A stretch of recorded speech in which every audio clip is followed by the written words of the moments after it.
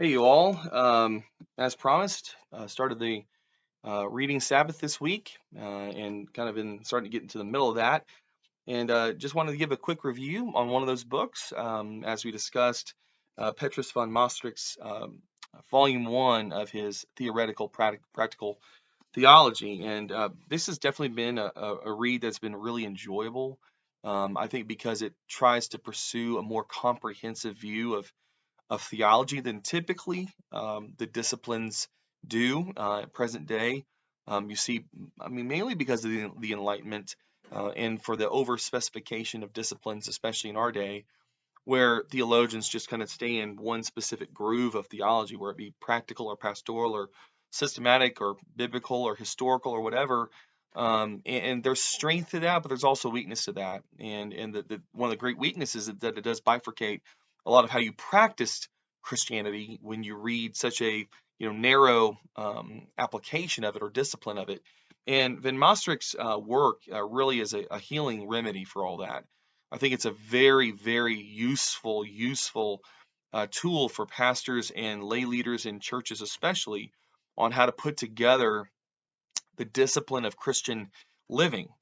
He says time and time again, in fact, kind of orders his first volume, and this first volume covers natural theology, the Word of God, and how to disseminate theology. Basically, the Prolegomena, the kind of the first things first of theology, and he gets a little bit further into that in the second volume, which I'm going to start here today as well. But essentially, he's trying to say, the goal of theology is to live. The goal is to live. He even says a couple places that while there's theory and there's practice and there's kind of a mixed bag of how you really do it, ultimately it's just practical. Ultimately, it's meant to be lived. It's meant to be sung. It's meant to be walked. It's meant to be taught and to do. So it's a word and deed kind of theology. And so he just does such a masterful job of staying just consistently on point. The main thing is the main thing. And then he has this little tagline that he develops from William Ames, where he says that theology is essentially the living to God through Christ. It's the living to God through Christ, and he really develops that idea throughout his work. So two things I really took away from it that I really enjoyed consistently is just the practicality of the book on how to put together head and heart and hand and consistently weaving those together. But he's also just a master at teaching, and the way that he heads and subheads and continues to organize theology makes it very memorable, actually, and really sticks with you. And that's a great sign of a great teacher, is that it sticks with you as you read it. And the book comes in about 215 pages, and then if you add in the introduction, the preface, and a little bit the essay on his life and work and ministry, it comes in about 250 pages. So you could probably read in a couple days if you really sat down and focused and didn't spend all your time writing in it like I do. But it's a really fairly easy to read book. I would probably say it's probably a little bit less than it's probably an intermediate level, maybe a little bit more than that, but it's a fairly easy to read book. It's so well organized that you always know where you are, which is great. But I love one of the things that stuck out to me, apart from the practicality of the book, is I love his section on the elentic parts of the theology. So he breaks it down into a fourfold sense, okay? So exegetical, dogmatic, and then elentic or apologetic, and then practical.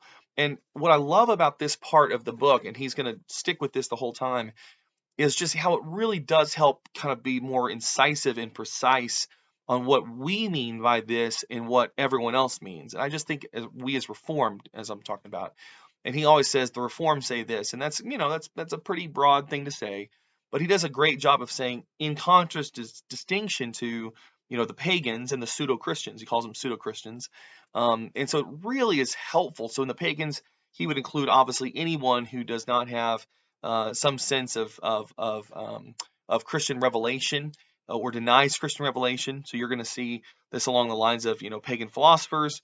You're going to see the Jews are going to be put into this because they deny the New Testament. They deny the written record as sufficient.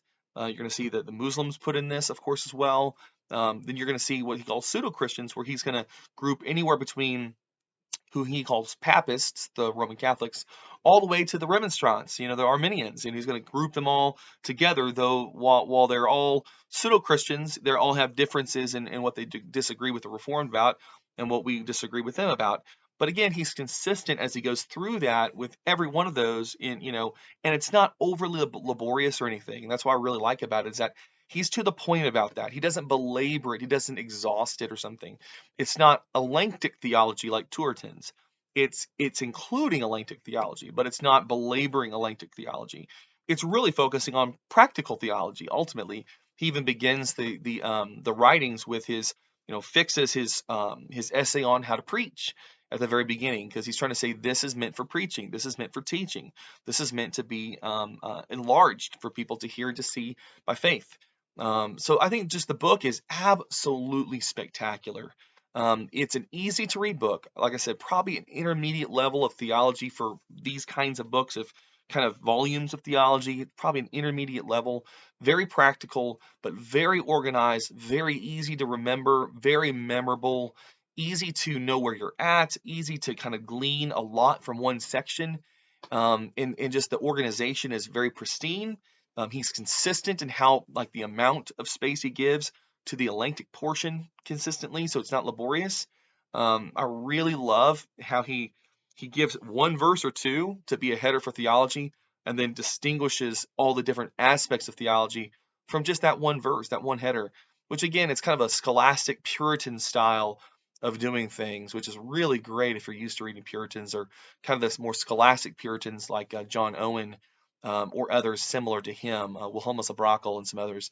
So this is just a wonderful volume, and it's the first of 7, if you can imagine that. So the first one's called Prolegomena, Theoretical Practical Theology, and this one is by Petrus von Mastricht.